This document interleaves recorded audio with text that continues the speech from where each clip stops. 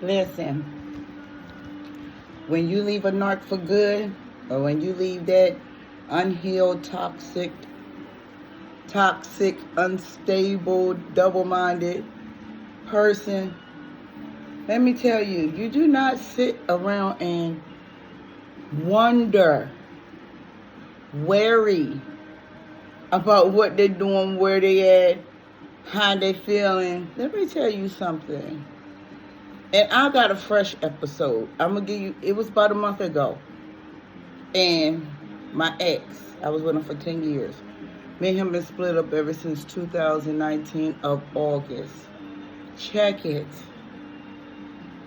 My daughter passed away. I told y'all that. And if y'all see me going like that, I'm scrambling through my head. Imagine you going through your chest, or you looking through a closet or something, you scrambling through your closet and you just in a rush to it. So this is how I am in my head. So I'm just letting y'all know on the secret how I go like this, okay?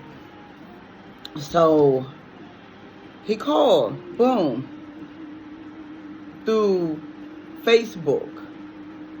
And he said, can we video chat? I said, why? He said, I just wanted to speak to you about something. Boom, this so. So he's sitting there, you're so beautiful. And I'm saying to myself, honey, what are you talking about? And I have a tendency of calling people honey, baby, sweetheart. It's just the thing I do just to make a person feel good. I don't need to know your name. I just need you to feel good. That's how I always been. And I said, honey, get it over with. What do you call me for? I just wanted to tell you, I miss you. I was going crazy. You know, I told Mom, I feel better when you talk to me. Aren't you a life coach? Don't you supposed to motivate people? Don't you supposed to do things of that nature? Don't you supposed to uplift people? Let me tell y'all something. I only did it, this study, you know, the demonic traits of souls that, you know, are unhealed. And I went to college 2 semesters in the fall, twice, you know, because I wanted to be a private investigator, but I gave that up because that's a dangerous situation.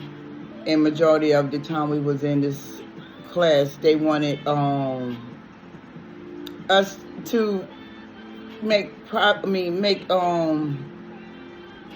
pages, fake pages, to spy on husbands, seeing if their wives, and influential people, you know, they wanted to see if, you know, while they out of town, what their wives or husbands are doing and all that. You figure that one out. That's between you and your husband. If you marry them, you should know what they're about. If you, I'm not going chasing nobody, husband and wife, so I just thought that was a bad idea, so I didn't do it. I just wanted to do it to help children, scorn children, adult children, you know, just to help people, you know, even children, pure innocent children of this time that scorn, coming up now in bad homes and poison, dysfunctional, you know, relationships and parentships, you know, period. But he was going on and on, yada yada yada yada, and then he was like trying to bring up old stuff, you know, just to stay in the picture, or stay connected to me some kind of way. So I had told him, I said, listen, we're not going to use my daughter. First of all, we definitely going to use her. She's gone. I, you know, came to, you know, rest in peace, to leave her rested, you know. I mourn over her in private, you know. So, he was going on and on and on. Then he come out of the blue. Well, you know, we can get married. Listen, I asked that man, let's get married when we were almost a year in the relationship. I said, do you want to marry? No. All right. I'm already married. Okay, how long is it going to take you to get a divorce? Because I had already had my divorce, you know, in the beginning. He said, give me a year. And I know it takes about right, you know, you both got to be disconnected, you know, for a year. A year went past, 2 years went past. I was watching, but I never said anything. I was like, oh, this man think I'm joking. But I was going on because my kids, you know, and he was a good provider, whatever. So I just was playing the game with him. My interest in the marrying was out the door, but he actually brought it up. Like, he was actually serious on it. Let's get married. Married? I said, I don't want it. And he actually had a woman in the hotel room that him and his girlfriend moves throughout this city traveling or whatever now. She actually in the hotel room while he out making all these phone calls, looking at people on Facebook. I don't be on social media like that. Let me tell you something about an unhealed person. That is where the attention at for them is the media.